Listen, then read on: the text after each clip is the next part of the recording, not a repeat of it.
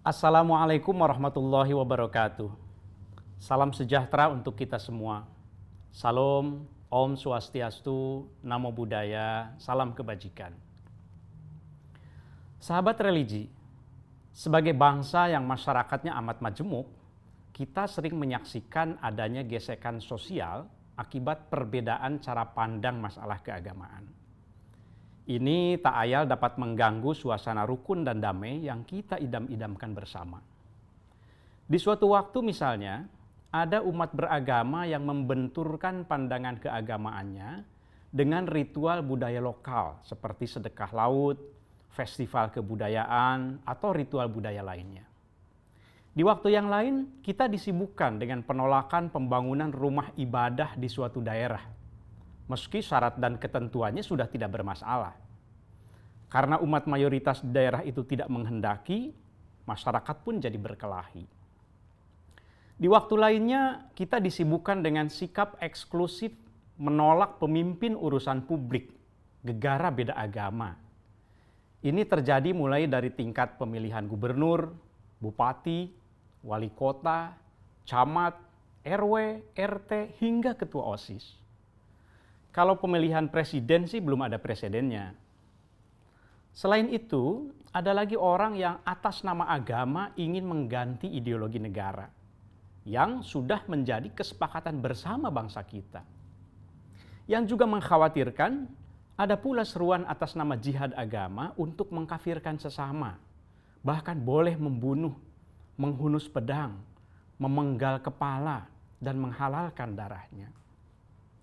Ini semuanya fakta yang kita hadapi, karena keragaman paham umat beragama di Indonesia memang amat tak terperi.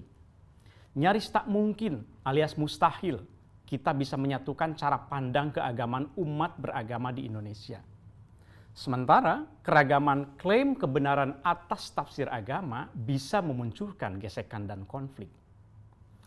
Lalu bagaimana kita menyikapinya? Membungkamnya jelas tidak mungkin, karena itu bagian dari kebebasan ekspresi beragama. Tapi membiarkan tanpa kendali keragaman pandangan yang ekstrim juga bisa membahayakan persatuan dan kesatuan. Apalagi ikhwal agama adalah hal yang teramat sensitif untuk disepelekan. Nah, Kementerian Agama sudah menawarkan sebuah solusi beragama jalan tengah yang disebut moderasi beragama. Jangan buru-buru menilai bahwa beragama jalan tengah berarti beragama setengah-setengah, liberal, dan tidak kafah. Sabar dulu ya, saya akan menjelaskannya pelan-pelan. Kita kupas terlebih dahulu secara bahasa. Moderat adalah sebuah kata sifat, turunan dari kata moderation, yang berarti tidak berlebih-lebihan atau sedang. Kata moderasi sendiri berasal dari bahasa Latin, moderatio, yang berarti kesedangan, tidak kelebihan, dan tidak kekurangan, alias seimbang. Dalam Kamus Besar Bahasa Indonesia, KBBI, kata moderasi didefinisikan sebagai pengurangan kekerasan atau penghindaran keekstriman. Maka, ketika kata moderasi disandingkan dengan kata beragama, menjadi moderasi beragama, istilah tersebut berarti merujuk pada sikap mengurangi kekerasan atau menghindari keekstriman dalam cara pandang, sikap, dan praktik beragama. Dalam bahasa Arab, padanan moderasi adalah wasat atau wasatiyah, yang berarti tengah-tengah. Kata ini mengandung makna i'tidal, adil, dan tawazun, berimbang. Orang yang menerapkan prinsip wasatiyah bisa disebut wasit. Kata wasit bahkan sudah diserap ke dalam bahasa Indonesia dengan 3 pengertian. Yaitu pertama, wasit berarti penengah atau perantara. Misalnya dalam perdagangan, dalam bisnis, dan lain-lain. Makna kedua adalah wasit berarti pelerai, pemisah, pendamai antara pihak-pihak yang berselisih. Dan makna yang ketiga adalah wasit berarti pemimpin di pertandingan. Seperti wasit sepak bola, wasit badminton, atau wasit dalam olahraga lainnya. Wasit tentu harus adil kan?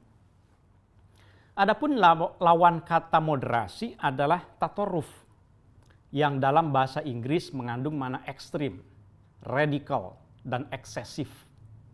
Bisa juga dalam pengertian berlebihan. Dalam bahasa Arab, setidaknya ada dua kata yang maknanya sama dengan ekstrim, yaitu al-ghulu dan tasyaddud. Dalam konteks beragama, pengertian berlebihan ini dapat diterapkan untuk menyebut orang yang bersikap ekstrim, yaitu melampaui batas dan ketentuan syariat agama. Jadi, tidak ekstrim adalah salah satu kata kunci paling penting dalam moderasi beragama. Karena ekstremitas dalam berbagai bentuknya diyakini bertentangan dengan esensi ajaran agama dan cenderung merusak tatanan kehidupan bersama, baik dalam kehidupan beragama maupun bernegara. Karenanya, kalau mau dirumuskan, moderasi beragama itu adalah cara pandang, sikap, dan praktik beragama dalam kehidupan bersama, dengan cara mengejawantahkan esensi ajaran agama yang melindungi martabat kemanusiaan dan membangun kemaslahatan umum, berlandaskan prinsip adil, berimbang, dan menaati konstitusi sebagai kesepakatan berbangsa. Pertanyaannya, memangnya moderasi beragama penting untuk Indonesia? Ya, sangat penting, karena Indonesia adalah negara yang masyarakatnya sangat religius dan sekaligus majemuk. Meskipun bukan negara berdasar agama tertentu, masyarakat kita sangat lekat dengan kehidupan beragama. Nyaris tidak ada satupun urusan sehari-hari yang tidak berkaitan dengan agama. Itu mengapa kemerdekaan beragama juga dijamin oleh konstitusi kita. Nah, tugas kita adalah bagaimana menjaga keseimbangan antara kebebasan beragama itu dengan komitmen kebangsaan untuk menumbuhkan cinta tanah air. Mungkin ada yang bertanya, memangnya cara pandang, sikap, dan praktik beragama seperti apa yang dianggap ekstrim atau melebihi batas? Lihat saja, ada 3 ukuran yang bisa menjadi patokan. Pertama, dianggap ekstrim kalau atas nama agama seseorang melanggar nilai luhur dan harkat mulia kemanusiaan. Karena agama kan diturunkan untuk memuliakan manusia. 2, dianggap ekstrim kalau atas nama agama seseorang melanggar kesepakatan bersama yang dimaksudkan untuk kemaslahatan. Dan ketiga, dianggap ekstrim kalau atas nama agama seseorang kemudian melanggar hukum. Jadi orang yang atas nama menjalankan ajaran agamanya tapi melanggar ketiga batasan tadi itu bisa disebut ekstrim dan melebihi batas. Logikanya, kemuliaan agama itu tidak bisa ditegakkan dengan cara merendahkan harkat kemanusiaan. Nilai moral agama juga tidak bisa diwujudkan melalui cara yang bertentangan dengan tujuan kemaslahatan umum. Begitu pula esensi agama tidak akan bisa diajarkan dengan cara melanggar ketentuan-ketentuan hukum yang sudah disepakati bersama sebagai panduan kehidupan bermasyarakat dan bernegara. Masyarakat perlu tahu bahwa moderasi beragama adalah cara kita, umat beragama, menjaga Indonesia. Kita tentu tidak mau mengalami nasib seperti saudara-saudara kita di negara yang kehidupan masyarakatnya carut-marut dan bahkan negaranya terancam bubar akibat konflik sosial politik berlatar belakang perbedaan tafsir agama. Kita harus belajar dari pengalaman yang ada. Keragaman di bidang apapun memang pasti menimbulkan adanya perbedaan, apalagi yang terkait dengan agama. Dan harus diakui bahwa perbedaan itu, apalagi yang tajam dan ekstrim, dimanapun selalu memunculkan potensi konflik. Kalau tidak dikelola dengan baik, potensi konflik seperti ini bisa melahirkan sikap ekstrim dalam membela tafsir klaim kebenaran versi masing-masing kelompok yang berbeda. Padahal dalam hal tafsir agama, yang maha mengetahui kebenaran sejati kan hanya Tuhan belaka. Seringkali perbedaan yang diperebutkan itu sesungguhnya sebatas kebenaran tafsir agama yang dihasilkan oleh manusia. Bukan kebenaran esensial yang merupakan pokok agama itu sendiri yang dikehendaki oleh Tuhan yang Maha Kuasa. Konflik yang berlatar belakang perbedaan klaim kebenaran tafsir agama, tentu daya rusaknya akan lebih dahsyat lagi. Karena agama itu amat berkaitan dengan relung emosi terdalam dan terjauh di dalam jiwa setiap manusia. Itulah mengapa moderasi beragama penting hadir di Indonesia. Ia bisa menjadi solusi untuk menciptakan kerukunan, harmoni sosial, sekaligus menjaga kebebasan dalam menjalankan kehidupan beragama, menghargai keragaman tafsir dan perbedaan pandangan, serta tidak terjebak pada ekstremisme, intoleransi, dan kekerasan atas nama agama. Ingat, yang disebut moderat itu bukan orang yang dangkal keimanannya, bukan orang yang menganggap sepele tuntunan agama, dan bukan pula orang yang ekstrim liberal. Orang yang moderat adalah mereka yang saleh, berpegang teguh pada nilai moral dan esensi ajaran agama, serta memiliki sikap cinta tanah air, toleran, anti kekerasan, dan ramah terhadap keragaman budaya lokal. Semangat moderasi beragama adalah untuk mencari titik temu dua kutub ekstrim dalam beragama. Di satu sisi, kan ada pemeluk agama yang ekstrim meyakini mutlak kebenaran satu tafsir teks agama, lalu menganggap sesat mereka yang memiliki tafsir yang berbeda dengannya. Di sisi lain, ada juga umat beragama yang ekstrim mengabaikan kesucian agama atau mengorbankan kepercayaan dasar ajaran agamanya atas nama toleransi kepada pemeluk agama lain. Kedua sikap ekstrim ini perlu dimoderasi.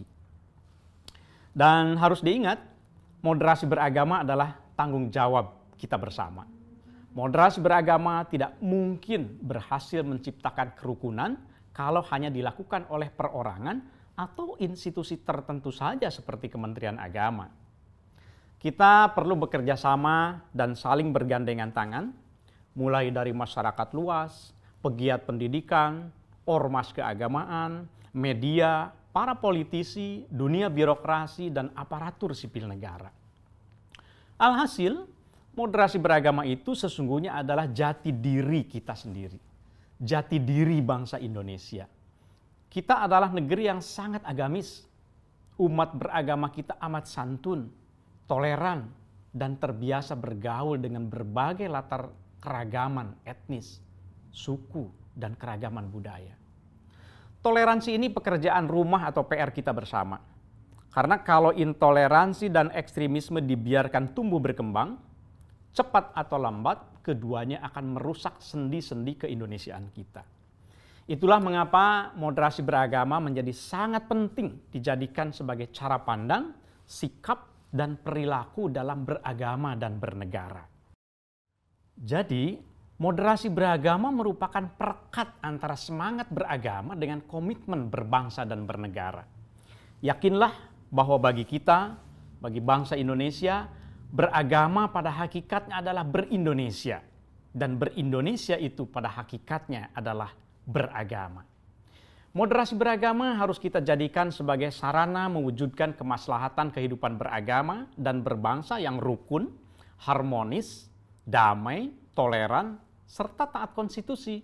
Sehingga kita bisa benar-benar menggapai cita-cita bersama menuju Indonesia maju. Untuk itu, melalui moderasi beragama, mari kita jaga persatuan dan kesatuan negara Republik Indonesia ini yang telah diperjuangkan dengan penuh pengorbanan, termasuk oleh tokoh dan umat beragama, para pahlawan kita. Terima kasih. Assalamualaikum warahmatullahi wabarakatuh.